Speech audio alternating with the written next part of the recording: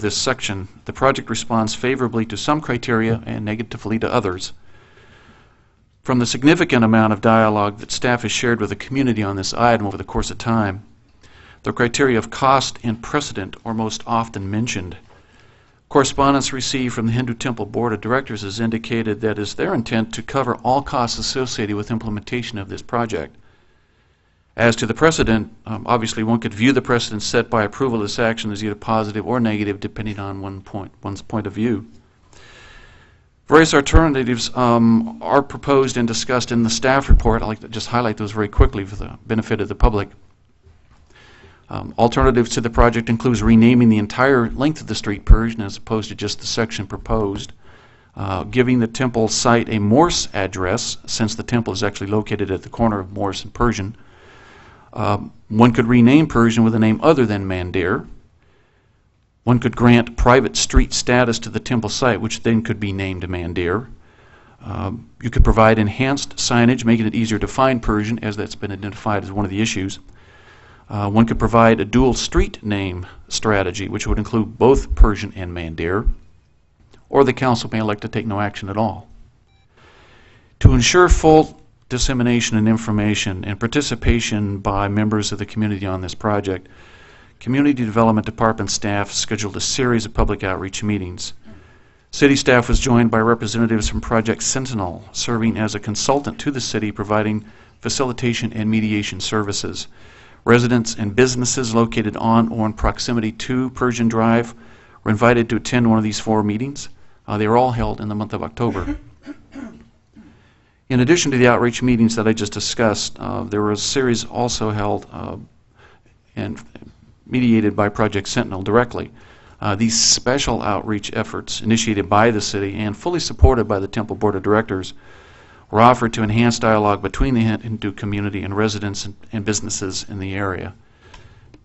Through the course of the outreach meetings, emails, letters, and phone calls, many comments, both in support and in opposition to the rename request, have been offered.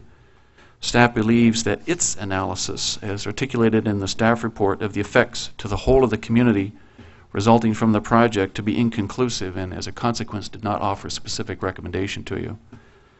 A series of alternative actions are provided, however, in the staff report, including a resolution to approve the rename request should council determine to do so. That concludes staff's comments. May I assist you with any questions?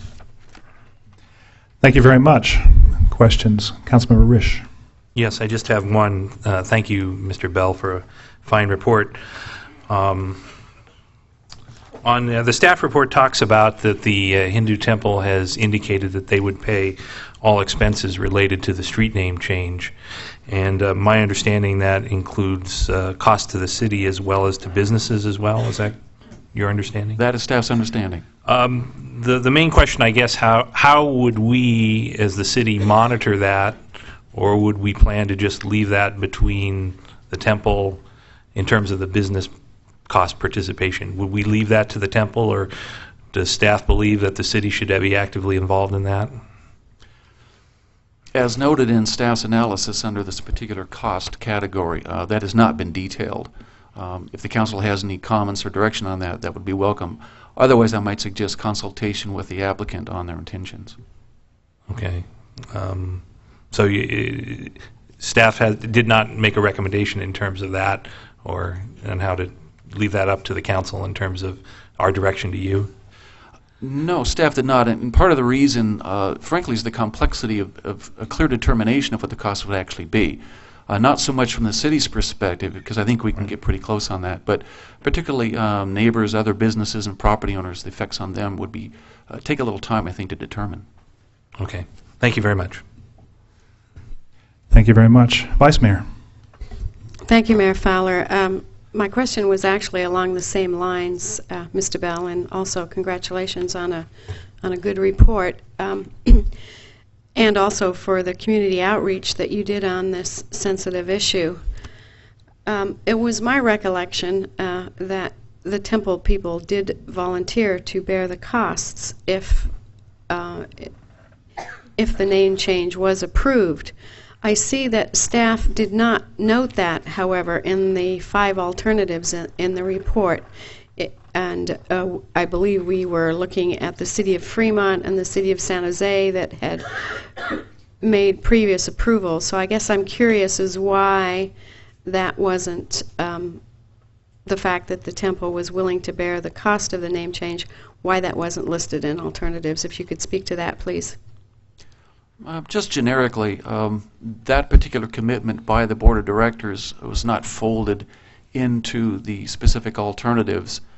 Staff under the assumption that the commitment had been made, whichever alternative the council elects to go with. The council may elect to append the selected alternative if you think appropriate to clearly identify that direction. Okay.